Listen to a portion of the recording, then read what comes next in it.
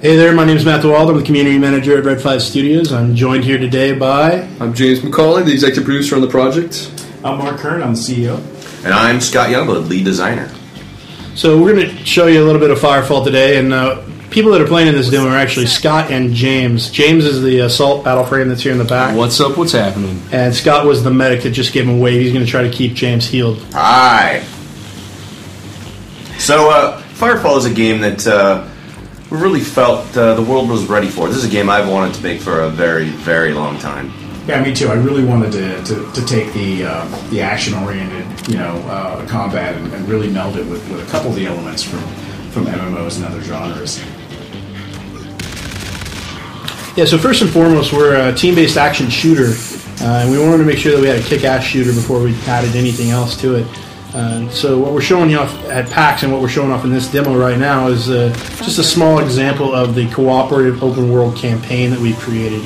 Yeah, some people have asked, is there any dice rolling, or is this other MMOs that try to incorporate action? It's no, we start with pure shooter mechanics here. What James and Scott are actually doing right now is a thumper mission to mine some crystite, which is a resource. It's pretty important in the world. It allows them to upgrade their equipment, their battle frames, their backpacks, their army tech tree, and as a base form of currency. It's important to point out that you can drop this anywhere in the world where, this is all part of our dynamic encounter system. Now what we're actually putting down here, calling down, is a thumper, which is unlocked through your army tech tree. We're pretty excited about giving you shared common goals with your friends to unlock certain tech. And so in this case we have a thumper, which is mining the crystite, but it also happens to make a lot of noise, which is attracting the attention of all these spiderites. Which is a pretty heavy nod to movies like Starship Troopers and Dune, to give you that sense of, oh my god, we're being attacked, we need to take care of this as quickly as possible. Your last stand. Yeah, definitely want to add that pacing, add that kind of mini-game element where you're kind of balancing how many resources you can acquire versus, being overwhelmed by the bugs. Yeah, it definitely scales over time. I mean, good players may be able to get the whole thing full. Others might have to try a few times to get it there. So you'll notice we're switching between weapons here. Virtually everything in Firefall is customizable. We really wanted to allow you to customize your equipment to your playstyle. So here I'm using the standard issue assault rifle. We were just on the plasma cannon, which is all about dishing out splash damage, which is great for these spiderites. But you can actually install modules to these weapons to change how they fire. So you can customize fire rate, accuracy, reload time, and even give alt fires to your custom signature weapon. And not just weapons, but also your abilities. So you might have seen James earlier perform an ability called Crater, which throws him up in the air and slams him down on the ground. It's just a small example of our abilities. Players can combine different abilities to create some emergent gameplay.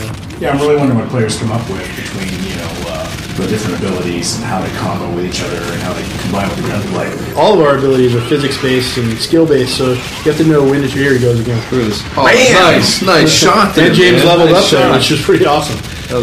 Yeah, we have leveling. In case Yeah. you guys didn't notice. So all of those abilities require a lot of skill to use, so James missed that quite often during our demos. Hey. Even at PAX during the live demos, we both missed when we were trying to do them. So it actually does require a little bit of skill there. Well, and one thing that we really want to point out is that, even though we are a skill physics-based game, we're really shooting to make this very accessible to players who may not have the Twitch skills like James. Thank you, Scott. I'm pretty sure Mark's the one that died 6 times in a row. I'm the whole reason the heal key. Yes, we had to add dev cheats for the demo. So you'll also notice that we've been switching between first and third person perspective. This was something that we heavily debated internally for a while, whether we were a first person shooter or a third person shooter. Ultimately, we decided that there are opportunities to use both situationally, and so depending on what weapon you have, what enemies you're up against, that there are times when you want to switch. So I like how our sheer inability to decide actually resulted in a cool feature. Yeah, it's a bonus for the player.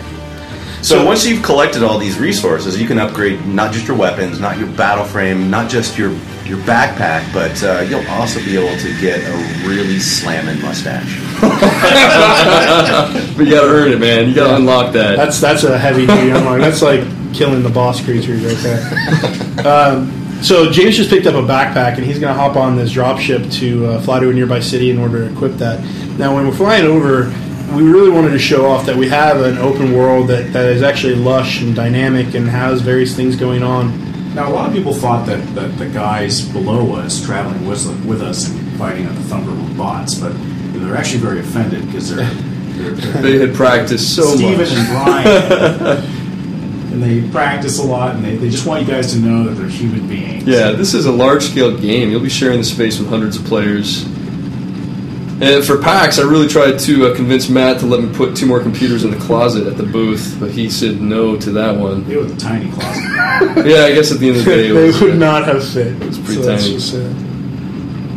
So we did think it'd be pretty cool to have certain events happen based on time of day. And so whether it's you're signing in at night, or maybe it's time of week, or maybe even time of year, we'll be offering different content. Maybe you'll see different creatures, you'll have different dynamic missions, you'll see certain things happening that aren't always there.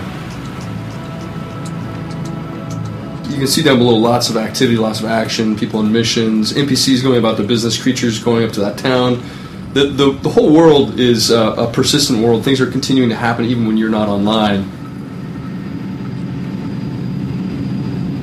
I'm surprised no one ever mentions the statue. Yeah, no. So down below you'll see some foreshadowing of what's about to happen in the video.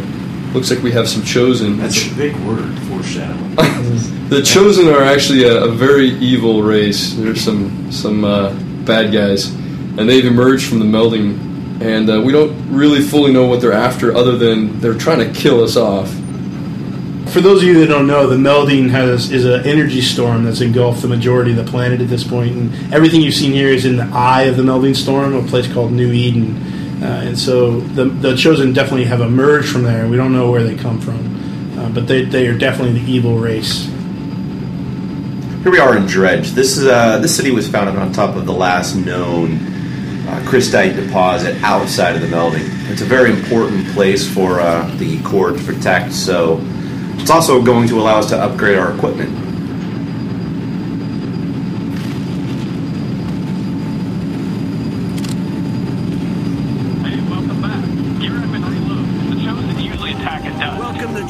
Yeah, this is one of our hubs, right? We wanted to take the social aspect of some of these other games and integrate them into shooters. Place to meet up with other players, get on missions together, join armies, tech up, buy, sell, trade, all that sort of stuff. Have a wiki whacker.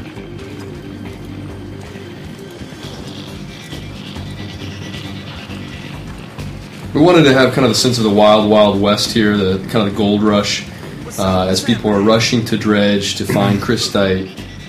And so we've tried to make it feel like a bit of a shady community. Some of the characters here are... Seamy, I think was the word. Yes, seamy mining facilities. We looked it up. So we're heading down now to a forge. This piece of equipment will allow us to use that new epic pack that we just got out in the field. Here we are at the forge. This is where you actually upgrade all of your equipment. We're going to go ahead and install this new backpack that we got down on the beach. Now the backpack actually powers all of your abilities and even some of your weapons. So in this case we've just been given a new ability called Shockwave, which we'll get to see here shortly. Yeah, I think people don't realize that every thing like the battle frame or backpack has slots in it, and these slots you can put different tech modules in, and that's what gives you different abilities and different capabilities in your battle. Really about just looking.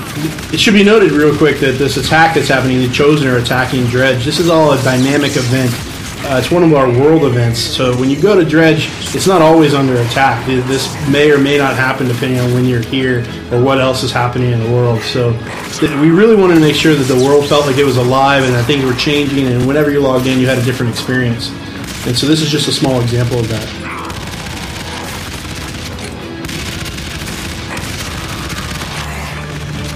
So we also worked with the Chosen, speaking of iteration design.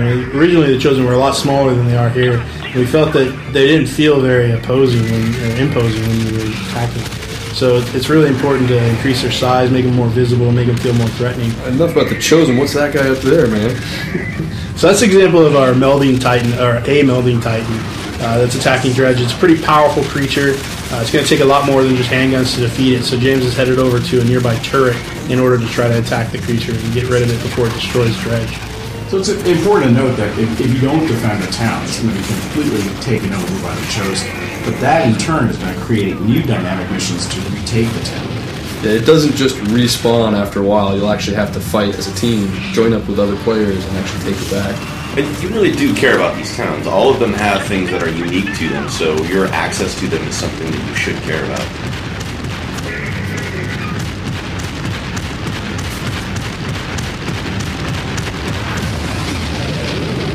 That's Firefall for you. We're really excited about it, and we're going to release it at the end of 2011 online for download and play for absolutely free. Feel free to join us on our forums at firefallthegame.com. We hope you enjoyed the game. Thank you. Oh, yeah. Nerd!